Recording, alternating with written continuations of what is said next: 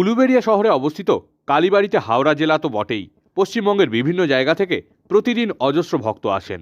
গঙ্গাপাড়ে অবস্থিত শতাব্দী প্রাচীন আনন্দময়ী মায়ের কাছে মনস্কামনা পূর্ণের আশায় প্রত্যেক দিন পুজো দেন অজস্র মানুষ। শুক্রবার থেকে শুরু হলো উলুবেড়িয়ার ঐতিহ্যবাহী কালীবাড়ির প্রতিষ্ঠা দিবসের অনুষ্ঠান।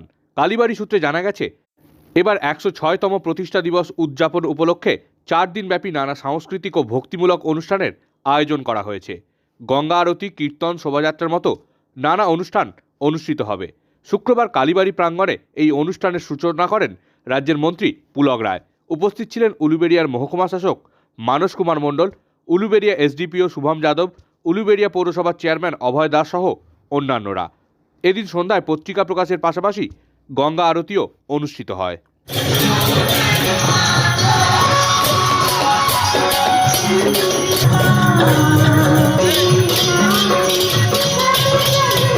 যেটা কালীবাড়ি উলুবেড়িয়ার মানুষের একটা প্রাণ কেন্দ্র, সেই তিথি উপলক্ষে একটা ফিক্সড ডেটে প্রতি মাসে যদি এই গঙ্গারতির ব্যবস্থা করা যায়, কালীবাড়ি কর্তৃপক্ষ এবং প্রধান পুরোহিতকে আমি চিন্তা করতে অনুরোধ করব এবং সেটাকে সাকসেসফুল করার জন্য যে সব জিনিসগুলো প্রয়োজন সেটা কালীবাড়ি কর্তৃপক্ষ নিজেই করতে পারবে। সেটা করার জন্যে আমরা সাথে থেকে ফুল সাপোর্ট দিয়ে দেবো, এটা নিশ্চয়ই ভাবার জন্য আমি অনুরোধ করব। কেন আমরা এটা তো বছরে একবার আমরা সকলে মিলিত হই,